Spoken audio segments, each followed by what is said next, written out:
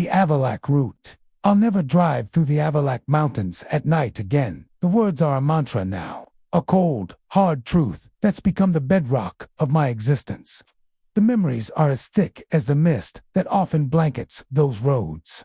And the fear is as cold as the constant drizzle that day. For years, the mountains had been a source of uneasy fascination. 2-hour passage through a landscape whispered to be full of lost travelers and forgotten ghost towns. But for me, it was just a part of my biannual pilgrimage for a regional meeting. An unavoidable dread I carried with me for weeks. Before each trip, my wife, Sarah, would always try to soothe me, telling me to put on some music, listen to a podcast, anything to keep my mind off the things that went bump in the night. It never worked. The feeling of being completely isolated, of being a lone speck in a vast, dark wilderness, was a fear no amount of upbeat pop music could drown out. The primal thought always clawed at the back of my mind. What if something happened to my car out here? What then? Last month, I got my answer. The meeting, as always, ran late. By the time I left, the last vestiges of daylight had vanished, leaving me to face the long, winding road in total darkness. The air was thick and cold, pressing against the windshield. It was a miserable, wet night, a constant drizzle, turning the asphalt slick and the surrounding forest into a wall of dripping, menacing shadows. I knew this route by heart, every dangerous, hairpin turn, every patch of gravel where the car might lose grip, but I didn't know it well enough. The clock on my dashboard read 9:47 p.m. when a sound ripped through the quiet cabin. It wasn't the groan of old metal or the rattle of a loose part. It was a high-pitched, almost feral cackle, as if a small, mad animal was trapped beneath my engine. My heart hammered against my ribs. My first instinct was to pull over, but a more ancient, gut-level fear screamed at me to keep going. I drove on, but the cackling grew louder, more frantic, and then the car lights flickered wildly. The engine sputtered, coughing like a dying beast, and I felt the power drain away completely. The car glided to a stop, its headlights cutting to useless beams into the blackness. The silence that followed was deafening, broken only by my own ragged breathing and the steady drip of rain on the roof. In a desperate haze, I snatched my phone. 3 bars, a flicker of hope. I called Sarah, my rock, my only connection to a normal world. As I heard her voice and the sweet, unintelligible babbling of our 3-year-old Amelia in the background, I felt a fleeting moment of peace. I kept my voice calm, almost detached, telling her it was just a minor breakdown, that I'd be home soon. I lied, of course. I knew I couldn't bear the thought of her and Amelia driving out here, so I insisted she stay put. With a heavy heart, I called the 24-hour tow service.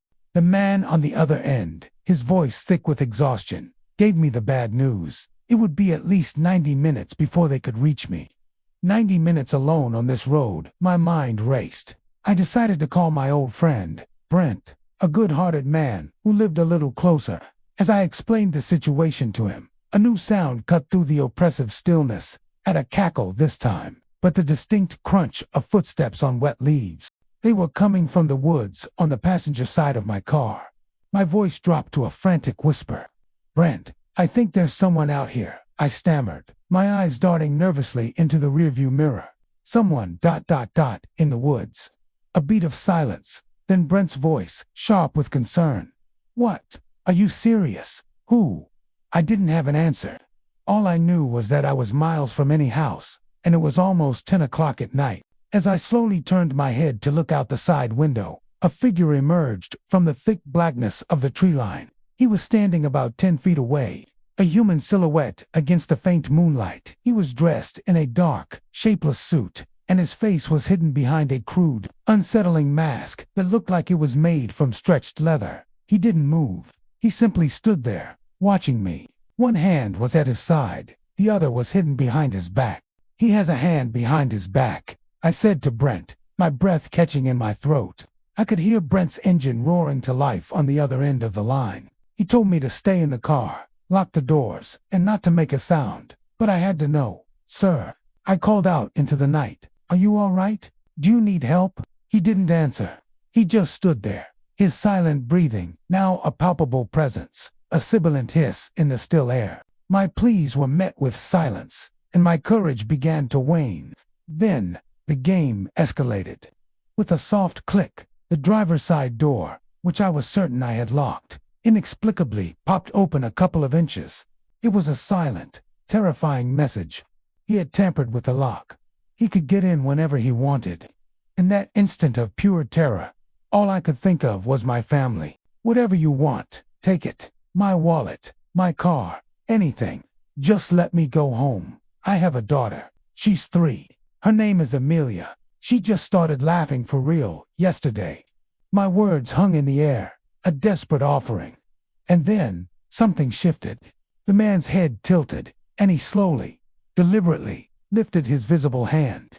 With a chilling finality, he extended 3 fingers, holding them up for me to see. It was a gesture of sickening, intimate knowledge. He knew. Just as my sanity was about to snap, Brent's headlights appeared, piercing the darkness like a beacon of hope. The figure dropped his hand and melted back into the trees. The long, dark object he had been holding now, clearly visible in his hand, before it was swallowed by the shadows.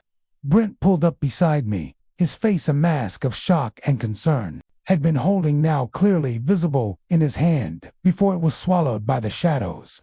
He saw the unlocked door, the empty road, and my terrified face. We didn't wait for the tow truck. I abandoned my car there and got into his, and he drove me home, my entire body shaking with cold and fear. I had my car towed the next day, but the mechanic couldn't explain what had happened to the engine. It had been meticulously, expertly damaged. I still have to make that trip twice a year, but now I do it in the daylight, leaving long before dusk settles over the mountains. I drive with the doors locked, the windows up, and a shotgun on the passenger seat. But the true haunting isn't the threat of a dangerous stranger. It's the memory of his 3 fingers raised in the dark, a silent confirmation that he knew me, he knew my daughter, and he knew a part of my soul I didn't even know existed. The mountains didn't just hold a monster.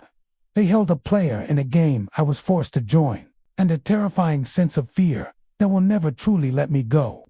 The most enduring horror isn't a final act, but the lingering, crippling knowledge that the darkness knows your name.